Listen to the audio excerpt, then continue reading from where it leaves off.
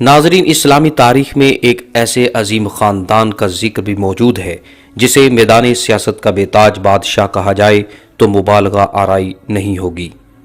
یہ ایک ایسا خاندان تھا جو اپنی ذہانت، ہوشمندی، حکمت عملی کے ساتھ ساتھ علم و معرفت اور طاقت و اقتدار میں بے مثل تھا۔ یہ خاندان اسلامی تاریخ میں درخشندہ ستارے کی طرح ہے۔ بہادری اور دلیری، بے خوفی اور جنگی مہارت گویا اس خاندان پر آخر تھی۔ صلیبیوں کے ساتھ خون ریز مارکوں اور جگر پاش لڑائیوں میں اس خاندان کے ہر فرد نے ایسی خدمات سر انجام دیں جو ناقابل فراموش ہیں۔ میں ہوں آپ کا میزبان مفتی رضوان اور آپ دیکھ رہے ہیں heroes of Islam T V official, اور آج ہم بات کریں گے عظیم مسلم خاندان سلجوق خاندان کی، جنہوں نے عالم اسلام کے لیے 278 سال جاہ و جلال اور شان و شوکت سے اسلامی سرحدوں پر پہرا دیا اور صلیبیوں کو ناکوں چنے چبوا دیے اور 5 عظیم سلطنتوں کی بنیاد رکھی۔ ناظرین، اس مختصر سی ویڈیو میں آپ آل سلجوق کی ابتدا، عروج اور پھر زوال کی داستان سنیں گے، اور ساتھ ساتھ آل سلجوق کی ان عظیم 5 حکومتوں کی مستند تاریخ سے بھی واقف ہو جائیں گے، مگر شرط یہ ہے کہ آپ ویڈیو کو آخر تک دیکھیے، اور نئے دیکھنے والے دوستوں سے گزارش ہے کہ heroes of Islam T V official کو ضرور سبسکرائب کرنے کے ساتھ ساتھ بیل کے نشان کو بھی لازمی پریس کر دیں، تاکہ ہماری اسی طرح کی مستند اور تاریخی معلومات پر مبنی اور حقائق سے بھرپور ویڈیوز سب سے پہلے آپ تک پہنچ سکیں اور کوئی ویڈیو آپ سے پوشیدہ اور مس نہ ہو سکے۔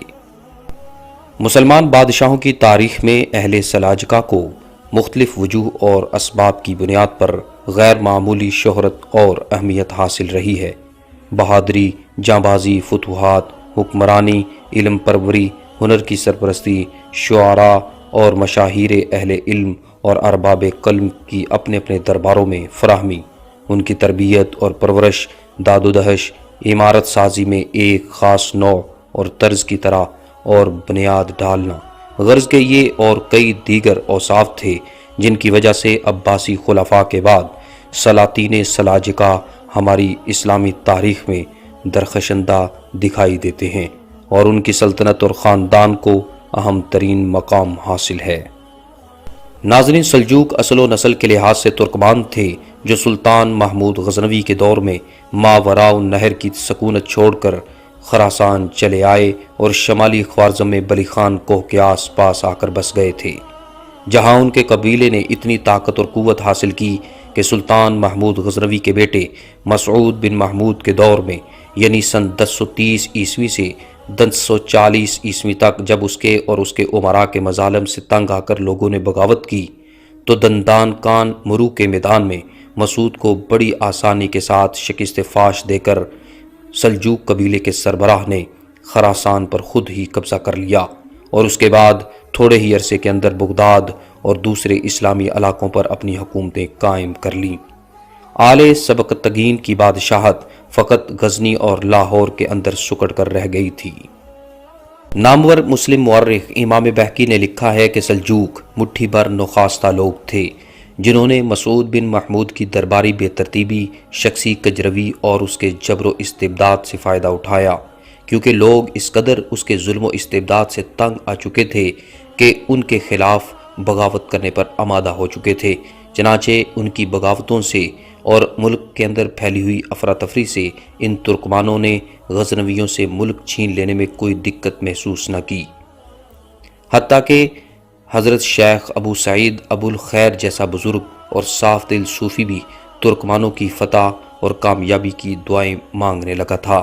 نتیجہ اس صورتحال کا یہ نکلا کہ یہ گروہ، جو نہ کسی حکمران خاندان سے تھا، نہ ہی حکمرانی کے لیے تربیت یافتہ تھا اور نہ ہی اتنا نام آور ہی تھا، تھوڑی ہی دیر میں 2 بڑے ملکوں یعنی خراسان اور عراق میں 2 مستقل اور مضبوط بادشاہتوں کا جانشین بن گیا، یعنی غزنویوں کا خراسان میں اور دیالما کا عراق کے اندر خاتمہ کر دیا۔ اس نئے حکمران قبیلے کا مورث اعلیٰ سلجوق بن دکاف تھا، جو ترکمانوں کے غز یعنی اوغوز قبیلے کی کنک شاخ سے تھا۔ اسی کے نام پر یہ حکمران سلجوق کہلائے اور اسی نسبت سے تاریخ میں اپنے لیے ایک نیا باب کھلوایا۔ ناظرین، اسلام کے زیر اقتدار مختلف حصوں پر سلاجقہ کی عظیم 5 سلطنتیں قائم ہوئیں، جو سن 429 ہجری بمطابق 1038 عیسوی سے لے کر سن 707 ہجری بمطابق 1307 عیسوی تک یعنی 278 سال زندہ رہیں، اور جب یہ سلطنتیں ایک ناقابل فراموش اور محیر العقول عروج پر پہنچ کر زوال کی طرف پلٹیں تو انہی وجوہ اور اسباب کی بنا پر رفتہ رفتہ ان کی بھی بساط الٹ گئی جن اسباب کی وجہ سے سابقہ مسلم حکومتوں کا خاتمہ ہو چکا تھا، یعنی عیش پسندی، بے فکری، غفلت، سستی، ظلم و استبداد، قوت کے نشے میں حق و ناحق کی تمیز کا اٹھ جانا، اور آخر میں خانہ جنگی، باہمی اناد، افتراق اور فساد، اور مسلسل بے عمل زندگی کی وجہ سے بزدلی کا شکار ہو جانا، نتیجتاً نئی طاقتوں کے ہاتھوں شکست کھا کر مٹ جانا، اور پھر اسی شکست کے میدانوں سے نئے خاندانوں کی قوت کا ابھرنا۔ یہی سلجوکیوں کے ساتھ بھی ہوا۔ جب یہ سلطنتیں یکے بعد دیگرے مٹتی گئیں تو ان کے ممالک دوسرے فاتحین کے ہاتھوں میں آتے گئے اور کئی نئی سلطنتیں وجود میں آ گئیں۔ آخری سلجوکی سلطنت ارض روم کی تھی، جو سب سے آخر میں یعنی سن 707 ہجری بمطابق 1307 عیسوی میں ختم ہوئی، اور اسی پر مسلمانوں کی اس عظیم سلطنت کا یہ دور، جو کبھی ہر لحاظ سے درخشاں اور مثالی تھا، تاریخ کا ایک فراموش اور خاموش باب بن کر تاریخی اوراق کی لپیٹ میں چلا گیا۔ ناظرین، اب ہم بات کریں گے سلاجقہ کی قائم کردہ ان عظیم 5 سلطنتوں کی جو ایران، عراق، کرمان، شام اور ارض روم میں قائم تھیں، اور ان کے سلاطین اور ایام حکمرانی کے سن و سال کی۔ لیکن آگے بڑھنے سے پہلے ہمارے نئے دوست heroes of Islam T V official کو لازمی سبسکرائب کر لیجئے، بیل کے نشان کو بھی لازمی پریس کر دیجئے تاکہ ہماری اسی طرح کی تاریخی معلومات پر مبنی مفید ویڈیوز سب سے پہلے آپ دیکھ سکیں۔ ناظرین، ہم سب سے پہلے بات کریں گے عراق و ایران کے بعض حصوں پر قائم اس سلجوکی حکومت کی جسے سلاجقہ بزرگ کے نام سے موسوم کیا جاتا ہے، کیونکہ یہ سلجوکیوں کی پہلی حکومت تھی کہ جب غزنویوں پر تغرل بیگ نے فتح پائی اور اپنے خاندان کی سلطنت کی بنیاد ڈالی تھی۔ اس خاندان نے 429 ہجری سے 552 ہجری بمطابق 1037 عیسوی سے 1157 عیسوی تک حکومت کی۔ نظام الملک توسی جیسا مدبر انسان اسی شاخ کے دوسرے اور تیسرے بادشاہ سے منسلک تھا۔ سیاست، ملک رانی، ملک گیری اور علم و ادب کی سرپرستی اور داد و دہش میں اس شاخ کے سلاطین نے نام کمایا اور سلاجقہ کا نام روشن کر دیا۔ ناظرین، سلاجقہ بزرگ کے نامور سلطانوں کے نام کچھ یوں ہیں: تغرل اول، اس کے بعد اس کا بیٹا سلطان الپ ارسلان۔ ناظرین، سلطان الپ ارسلان وہی مرد مجاہد ہے جس نے ملازکرد کے میدان میں صلیبیوں کو عبرتناک شکست سے دوچار کیا تھا۔ سلطان الپ ارسلان کے بعد سلاجقہ بزرگ شاخ کا جو حکمران بنا وہ ملک شاہ تھا۔ ملک شاہ بھی اپنی پوری زندگی صلیبیوں اور باطنیوں کی ریشہ دوانیوں کے خلاف برسر پیکار رہا۔ اس کے بعد محمود اول اور ملک شاہ کا بیٹا برقیارق، اس کے بعد ملک شاہ ثانی، اس کے بعد محمد اول، اور سب سے آخر میں سلطان احمد سنجر تھا۔ سلطان احمد سنجر چونکہ بے اولاد تھا، اس لیے اس کے بعد اس خاندان کا، اس شاخ کا خاتمہ ہو گیا۔ ناظرین، سلجوکی خاندان کی سب سے پہلی حکمرانی سلاجقہ بزرگ کے بعد سلاجقہ عراق کا نام آتا ہے، جو سن 511 ہجری سے سن 590 ہجری بمطابق 1118 عیسوی سے 1194 عیسوی تک قائم رہی، اور یہ عراق اور مشرقی ایران کے بعض حصوں پر قائم تھی۔ اس کے مشہور سلاطین کے نام کچھ یوں ہیں: مغیث الدین محمود ثانی، غیاث الدین داؤد، رکن الدین تغرل ثانی، غیاث الدین مسعود، اور اس کے بعد معین الدین ملک شاہ ثالث، رکن الدین محمد ثانی، غیاث الدین سلمان شاہ، معز الدین ارسلان، اور سب سے آخر میں رکن الدین تغرل بیگ ثالث۔ خوارزم شاہ تکش سے تغرل بیگ لڑتا ہوا مارا گیا، اور اس سلسلے کی حکومت یہاں پر ختم ہو کر خوارزم شاہیوں میں منتقل ہو گئی۔ سلجوق خاندان کی تیسری شاخ سلاجقہ کرمان کہلاتی ہے،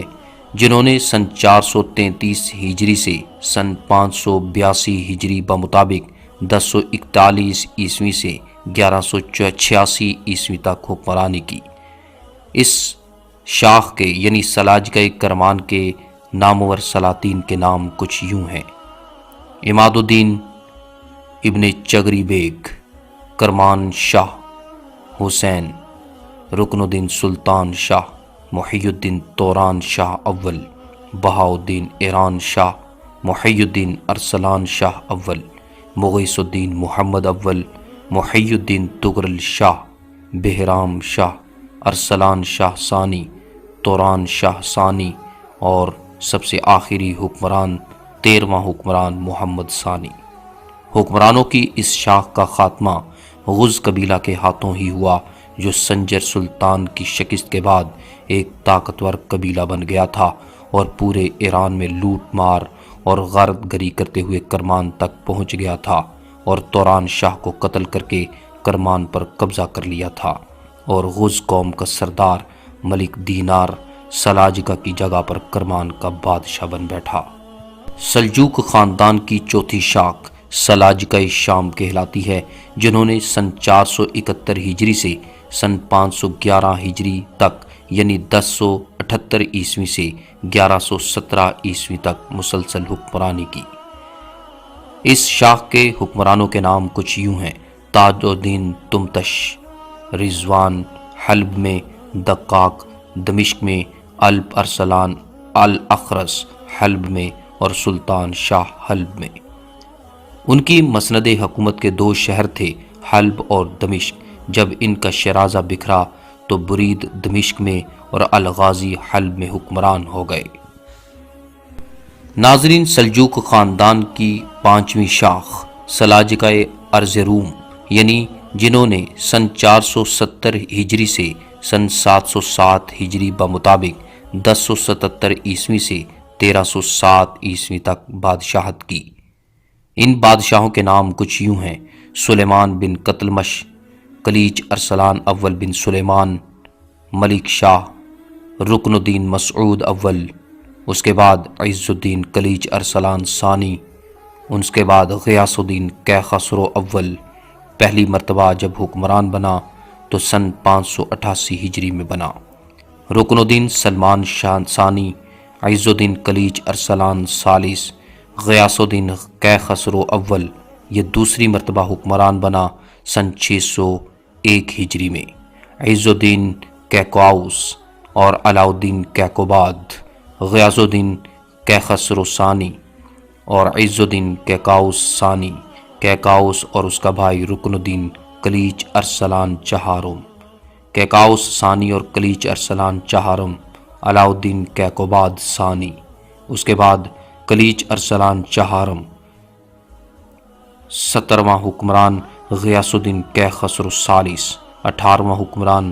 غیاث الدین مسعود ثانی، اور 19واں حکمران اس شاخ کا علاء الدین کیکوباد ثالث، اور 20واں حکمران اس خاندان کا غیاث الدین مسعود ثانی،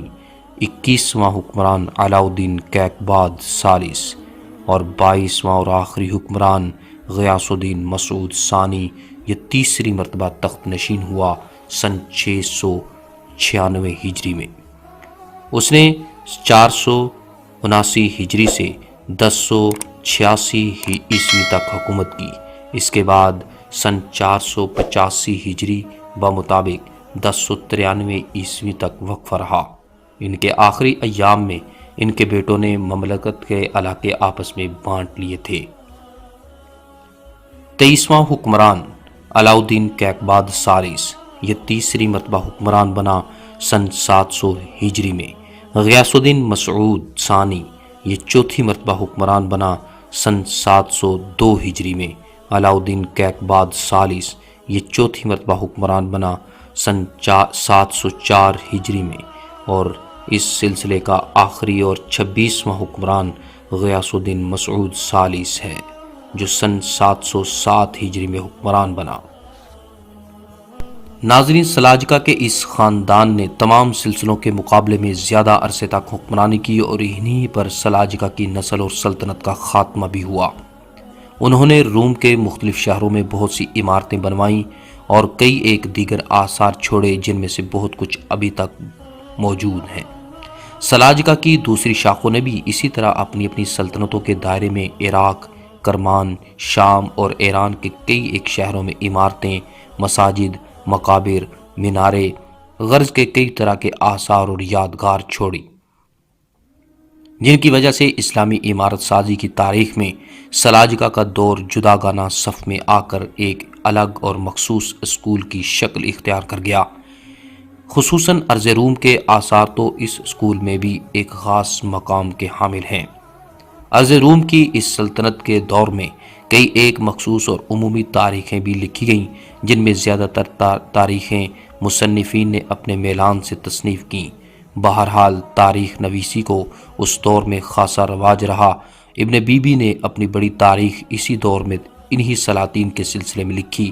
جس کا مختصر دور بھی اسی تاریخ کے رجحان کے مطابق پایا جاتا ہے۔ ناظرین، آج کی مختصر سی ویڈیو میں ہم نے آپ کے سامنے آل سلجوق کی 5 مشہور اور عظیم سلطنتوں کی عروج و زوال کی داستان کو رکھا اور اس کے نامور سلاطین کے بارے میں آپ کو باخبر کیا۔ امید ہے آپ کو آج کی ہماری ویڈیو پسند آئی ہوگی۔ ہماری ویڈیو کو لازمی طور پہ لائک کیجئے، دوسروں تک شیئر کیجئے اور کمنٹ سیکشن میں اپنی رائے کا اظہار بھی ضرور کیجئے۔ انشاءاللہ العزیز پھر ملیں گے ایسی ہی نادر و نایاب معلوماتی ویڈیو کے ساتھ۔ تب تک کے لیے اجازت دیجیے۔ اپنے میزبان مفتی رضوان کو اللہ نگہبان۔